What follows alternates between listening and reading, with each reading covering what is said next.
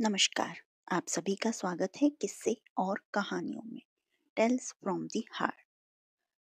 आज सोमवार है, इसलिए मैंने सोचा क्यों ना शिव जी के 108 नामों का हम उच्चारण करें जो कि अलग अलग हैं। चलिए शुरू करते हैं। ओम नमः शिवाय। ओम महेश्वराय नमः। ओम शंभवे नमः। ओम पिनाकिने नमः। ओम शशिशेखराय नमः। ओम वामदेवाय नमः। ओम विरूपाक्षाय नमः। ओम कपर्दिने नमः। ओम नीललोहिताय नमः। ओम शंकराय नमः। ओम शूलपाणिये नमः। ओम खट्वांगिने नमः। ओम विष्णुवल्लभाय नमः। ओम शिपिविष्टाय नमः। ओम अंबिकानाथाय नमः। ओम श्रीकंठाय नमः। ओम भक्तवत्सलाय नमः। ओम भवाय नमः। ओम सर्वाय नमः। ओम त्रिलोकेशाय नमः। ओम शितिकंठाय नमः। ओम शिवाप्रियाय नमः। ओम उग्राय नमः। ओम कपालिने नमः। ओम कामाराय नमः। ओम अंधकासुरसूदनाय नमः। ओम गंगाधराय नमः। ओम ललाटाक्षाय नमः। ओम कालकालाय नमः। ओम कृपानिधये नमः। ओम भीमाय नमः। ओम परशुहस्ताय नमः। ओम मृगपाणिये नमः। ओम जटाधराय नमः। ओम कैलाशवासिने नमः। ओम कवचिने नमः। ओम कठोराय नमः। ओम त्रिपुरांतकाय नमः। ओम वृषांकाय नमः। ओम वृषभारूढ़ाय नमः। ओम भस्मोदधूलित विग्रहे नमः। ओम सामप्रियाय नमः।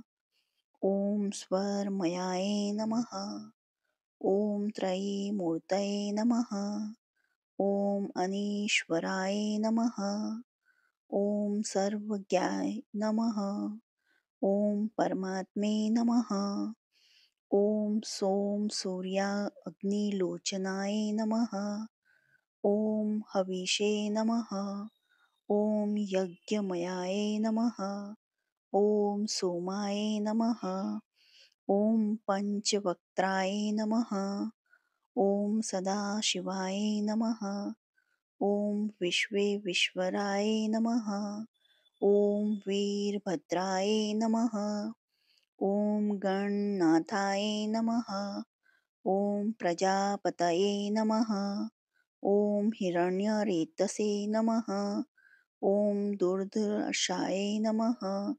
ओम गिरीशाय नमः। ओम गिरीशाय नमः। ओम अनघाय नमः। ओम भुजंगभूषणाय नमः। ओम भर्गाय नमः। ओम गिरिध्वनने नमः। ओम गिरिप्रियाय नमः। ओम कृतिवाससे नमः। ओम पुरारतये नमः। ओम भगवते नमः। ओम प्रमथाधिपाय नमः। ओम मृत्युंजयाय नमः। ओम सूक्ष्मतन्वे नमः। ओम जगद्व्यापिने नमः। ओम जगद्गुरुवे नमः। ओम व्योमकेशाय नमः। ओम महासेनजनकाय नमः। ओम चारुविक्रमाय नमः। ओम रुद्राय नमः। ओम भूतपतये नमः। ओम स्थाणवे नमः। ओम आहिर्वर्धुन्याय नमः। ॐ दिगम्बराय नमः। ॐ अष्टमूर्ते नमः। ॐ अनेकात्मने नमः।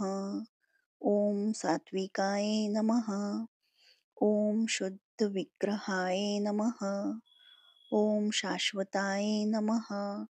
ॐ खण्डपर्शवे नमः। ॐ अजाय नमः। ॐ पाशविमोचकाय नमः। ॐ मृडाय नमः। ॐ पशुपतये नमः। ॐ देवाय नमः। ॐ महादेवाय नमः। ॐ अव्याय नमः। ॐ हरये नमः। ॐ भगनेत्रभिदे नमः। ॐ अव्यक्ताय नमः। ॐ दक्षाध्वरहराय नमः। ॐ हराय नमः। ॐ पुरुषदन्तभिदे नमः।